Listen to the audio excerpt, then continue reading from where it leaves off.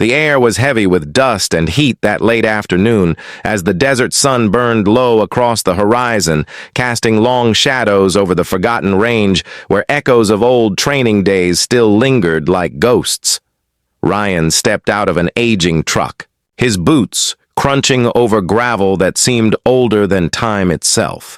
He moved with the kind of silence that came from years of walking in places where noise meant danger and attention meant death.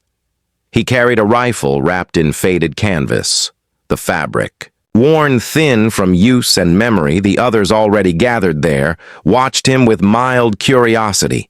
A mix of soldiers, veterans, and local shooters who came to test their aim and maybe reclaim a taste of the life they once knew.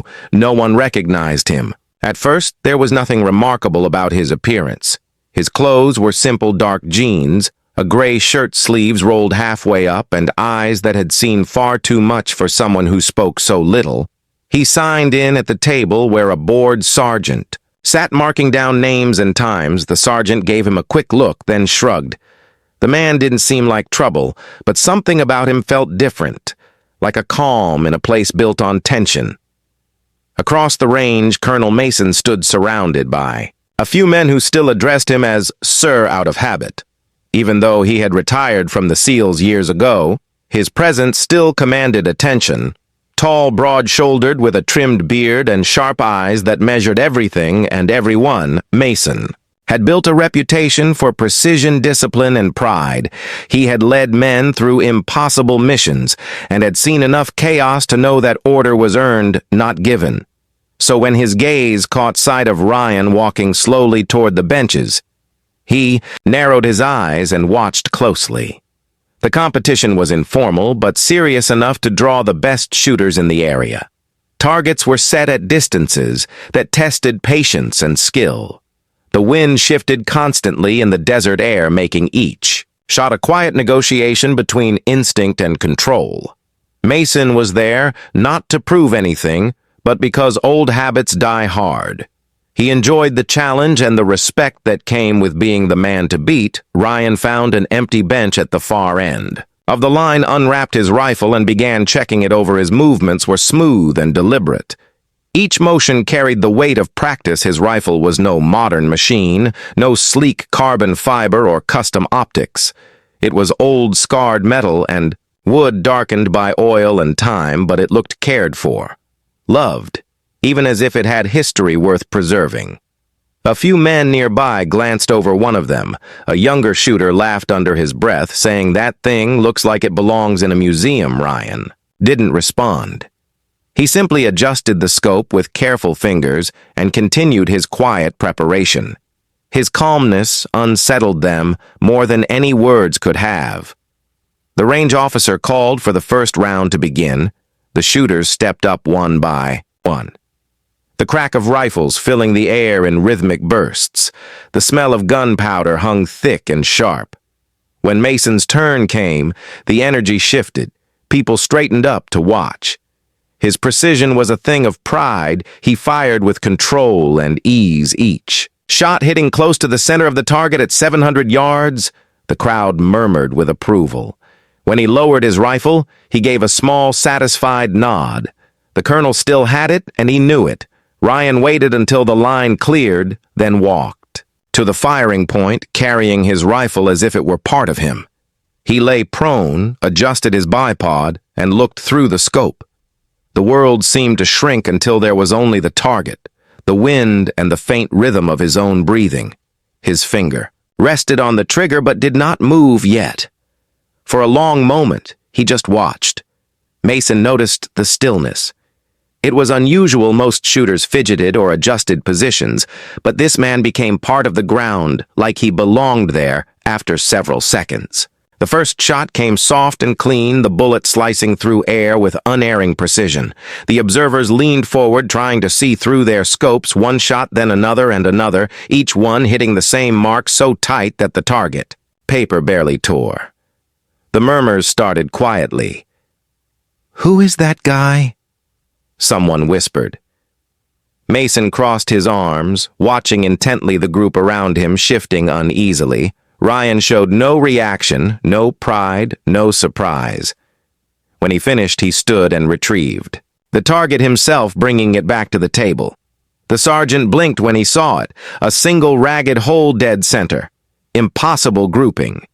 Mason took the sheet from the sergeant, examined it closely, and raised his brows slightly. He had seen sharpshooters. In his life, he had been one. But this was something else. The next round was announced. The light was fading slightly, turning gold across the desert. Ryan sat back on the bench, not bothering to clean his rifle. He simply waited. The others whispered, now glancing toward him, curiosity mixing with unease. Mason approached finally, his boots crunching against the gravel.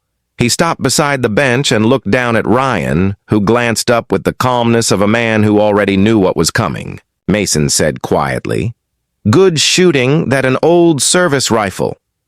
Ryan nodded. Once Mason tilted his head. "You military?" Ryan looked back at the horizon for a moment, then said, "I used to be," and that was all he said. Mason studied him longer than necessary. There was something familiar in the way he spoke, or rather the way he didn't speak, the controlled tone. The lack of need to explain yourself, he had seen that in men who carried too much in silence. He gave a short nod and returned to his own spot. But the thought lingered. Who was this man who shot like that? And why did he come here today? The range lights flickered on as the sun sank completely behind the hills. The air cooled slightly, bringing a chill that crept beneath sleeves. Ryan remained, motionless, his eyes scanning the target still set up. The range had fallen into a comfortable rhythm, shots, echoing laughter, fading the metallic scent of casings and gunpowder mixing with dust for everyone else. It was another weekend, another chance to prove themselves, but for Ryan it was something different, something deeper. He had not come for competition. He had come to test something within himself, something that words could not name. As darkness stretched across the desert, Mason packed his gear. But his eyes returned to Ryan again and again. He had seen many soldiers, many shooters, many men who could hit a target, but very few who carried the silence that Ryan carried. It was not arrogance nor fear. It was the kind of quiet that came after loss, the kind that followed you long after the noise had stopped. Mason knew that silence well, and it unsettled him. When the competition wrapped up, the sergeant called out the top scorers. Mason's name, as always, was near the top. But when? Ryan's name was read first. There was an audible shift in the crowd. The colonel looked at him, then at the score sheet. Disbelief mixing with something else, admiration. Maybe the stranger with the old rifle had outshot a SEAL colonel without breaking. A sweat, Ryan collected his result sheet and gave a brief nod to the sergeant. Before wrapping his rifle again, he started toward his truck, but Mason stepped in his path. Not aggressively, but with intent. He said quietly, "Mind showing me that trick? Of yours, just curiosity." Ryan looked at him for a long moment, then said, "Let me show you how it's done," and turned back toward the firing line. Mason followed, intrigued. The others gathered again, drawn by something they couldn't quite define. Ryan lay down again, this time adjusting his rifle slightly. The wind had picked up, faint but real. He studied it the way a sailor studies waves, then exhaled slowly and fired again, this time at a distance that most considered impossible. The bullet struck center. Mason blinked and looked through his own spotting scope, then shook his head in disbelief. It wasn't luck. It was mastery. Ryan brushed the dust off his knees and looked at Mason one last time. There was a trace of something in his eyes. Not challenge, not pride, but understanding. Mason opened his mouth to speak, but the words never came. Ryan gave a small nod, walked to his truck and drove away. The taillights fading into the dark horizon. The range fell silent. Even the night wind seemed hesitant to move. The men who had watched stood there unsure what they had just witnessed. Some said later that the man had to be special forces, maybe a sniper from some classified unit. Others said he was a ghost of the range, a man who came to remind them that skill without noise was the purest form of power. Mason stayed until the last sound faded. the target still fluttering in the wind. He stared at the torn paper at the impossible precision and felt something shift inside him. Not defeat, but humility. For the first time in years, he had been reminded that no matter how good you thought you were, there was always someone out there who had mastered silence better than you ever could. He picked up the old target sheet, looked at the single hole, and smiled faintly under the dim lights, then folded it carefully and slipped it into his jacket pocket without knowing why.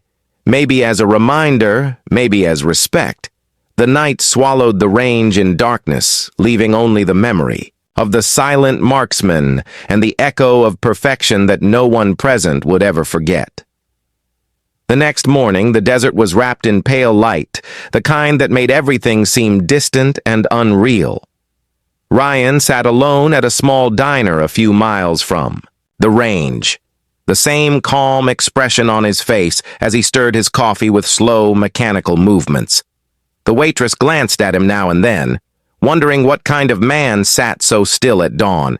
He had no phone, no visible distractions, just a small notebook on the table with rough sketches of wind directions and notes. Only he could understand. Outside, the world carried on. Trucks roared past on the highway. The radio played old songs. But inside there was silence, the kind that settled like dust and never left. Ryan finished his coffee, paid without speaking, and walked out his truck waiting like an old friend. The engine started with a low growl, and he drove toward the range again, drawn back by something he couldn't quite name. At the same time, Colonel Mason stood in his home office, surrounded by framed medals, photos, and certificates, his rifle collection lined neatly against the wall. He should have felt pride, but all he felt was a quiet restlessness. He replayed the memory of the previous evening, the stranger, the perfect shots, the calm certainty Mason had spent a lifetime training, discipline, focus, control, yet the silent marksman had moved beyond all of it, like instinct itself, Mason needed. To understand how, by midday he arrived at the range again, hoping perhaps that Ryan might return. The place was nearly empty, only the wind and the faint hum of insects. Mason set up a few targets out of habit, telling himself he was there to practice. Not to chase ghosts, but deep down he knew better. Every shot he fired felt mechanical, calculated, and yet none of them matched the perfection he had seen in that stranger's aim. Then as the afternoon heat deepened, a familiar truck rolled in. Ryan stepped out, his expression unchanged, as if the day before had never happened. Mason straightened and called out across the range. "Morning, thought you might be back." Ryan gave a slight nod and began unpacking his rifle again. Mason walked closer this time, no longer with pride, but curiosity. "You said, yesterday, let me show you how it's done," Mason said quietly, his voice carrying only a trace of challenge. "Maybe you could show me today." Ryan glanced at him, studying the colonel, not in defiance, but in thought. He said softly, "It's not about the rifle or the scope. It's about listening." Mason frowned, listening to what Ryan said to everything. The range fell quiet again as Ryan lay down in the dust. The rifle steady against his shoulder, he closed his eyes for a moment and breathed in deep, slow, like he was sinking with the earth. Then he opened them and fired. The shot cracked through the still air, striking the farthest target dead center without pause. He loaded another round, another shot, the same result. Mason watched each motion, the control, the rhythm, the precision. It was as if time itself slowed to match the marksman heartbeat. When Ryan stood, Mason approached and studied the targets, disbelief written in the lines of his face. Every round touched. The exact same hole even the best shooters in the world could not replicate. That Mason shook his head and said that shouldn't be possible. Ryan simply said, "It is when you stop thinking." Mason stared at him, confused but fascinated. The colonel wanted to ask more, but something in Ryan's eyes stopped him. Those eyes held weight, not arrogance, but a kind of quiet sorrow that made questions feel meaningless. Mason realized then that this man carried something heavier than skill, something forged in silence and pain. He wondered what kind of past could create that level of calm as. The sun began to sink again. The two men remained there, side by side, not talking. Mason fired a few rounds himself. Ryan watched, offering no comment, but Mason noticed something strange. Each time Ryan glanced at the horizon, the wind seemed to shift subtly as if responding to him. His aim was not calculation, it was connection. After a long pause, Mason finally said, "You ever miss it? The uniform, the missions, the life." Ryan looked at him and said, "No, I miss the people, not the noise." Mason nodded slowly, understanding more than he wished he did. They stood there in silence, a shared understanding forming without a word spoken. When Ryan began packing his gear, Mason said quietly, "You know, most people come here to prove something." Ryan stopped and looked at him over his shoulder, then said, "I came here to remember." Mason waited for more, but there was nothing else. Ryan climbed into his truck, started the engine, and said over the rumble before he left, "Sometimes the best shots are the ones no one hears." The truck rolled away, leaving dust swirling in its wake. Mason stood there alone, the echo of that sentence ringing in his mind. He looked at the targets again, the holes perfect, clean, centered. It felt less like competition and more like a lesson, one he hadn't expected to learn this late in life. That night, as darkness covered the desert, Mason sat outside his house on the porch, the stars sharp above him. He poured himself a drink and thought of that silent man. He realized that all his years of training, all the medals and missions had taught him to fight, survive, and endure. But Ryan had shown him something different, a stillness that came after war, a peace born from control deeper than orders or tactics. Mason raised his glass toward the empty horizon and whispered quietly to no one in particular, "Let me show you how it's done." He smiled faintly at the irony, knowing he could never replicate what he had seen, not with all the training in the world, but maybe he could understand it a little.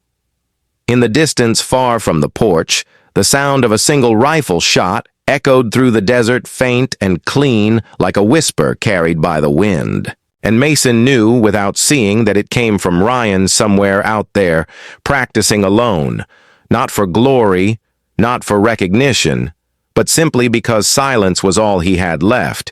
Days passed, and the story of the silent marksman spread quietly among those who had seen him that day. Some said he was a legend who came out of nowhere. Others said he was a ghost from some forgotten war. Mason heard the talk, but said nothing. He spent more time at the range now, not to compete, but to wait. He felt that Ryan would return, and somehow he knew he was right. On the fourth day, the truck appeared again, the same calm approach, the same silent routine. Ryan stepped out, nodded at Mason, and began setting up without a word. Mason joined him, not as a rival, but as a student. There was no crowd this time, only wind dust and the sound of boots on gravel. Mason asked, "Finally, what do you hear when you shoot?" Ryan looked at him and said everything. They both lay down side by side, rifles pointed toward the targets. The air shimmered in the heat. Mason aimed carefully, adjusted his scope, and fired a clean hit.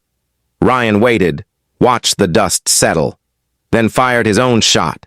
The sound was softer, yet stronger. Somehow the bullet met the same hole.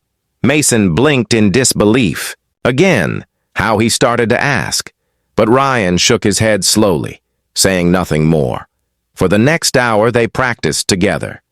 Mason began to notice things he had never paid attention to before. The faint rhythm of the wind, the way the light bent across, the sand, the subtle tremor in his heartbeat that changed with each breath. He realized that Ryan's secret was not skill, but stillness, an ability to become part of the world instead of trying to conquer it. When they stopped, Mason sat back, wiped sweat from his brow, and said quietly, "I think I understand now." Ryan gave a faint nod and said, "Understanding is not enough. You have to let go." Mason looked at him confused.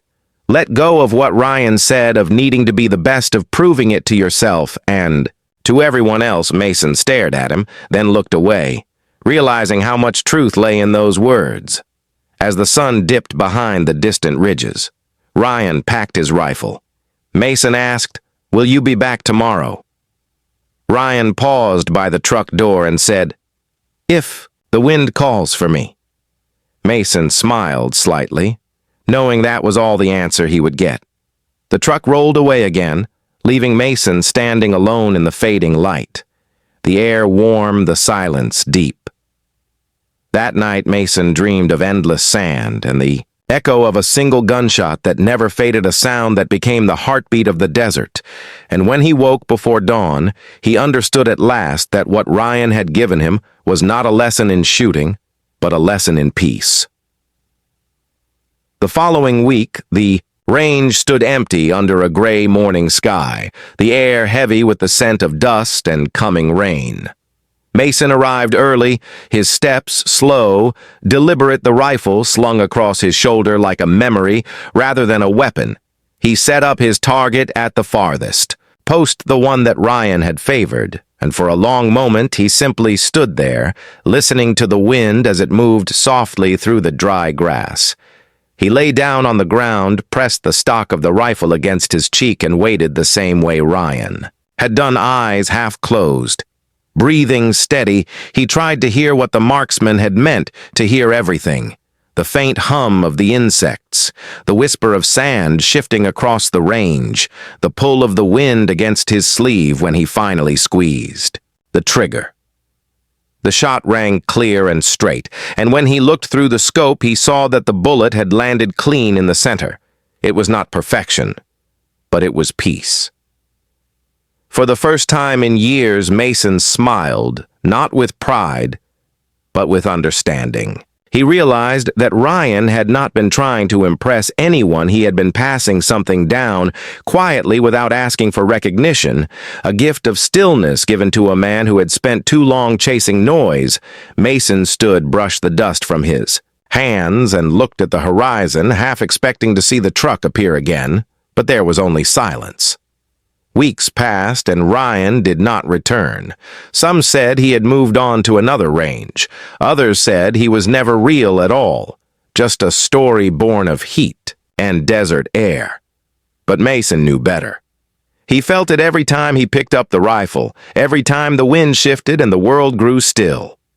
One evening, as the sun bled red across the sky, Mason found himself back at the same diner where Ryan had once sat. The waitress smiled when she recognized him and asked if he was waiting for someone. Mason thought for a moment, then said, maybe. She nodded and poured him a cup of coffee.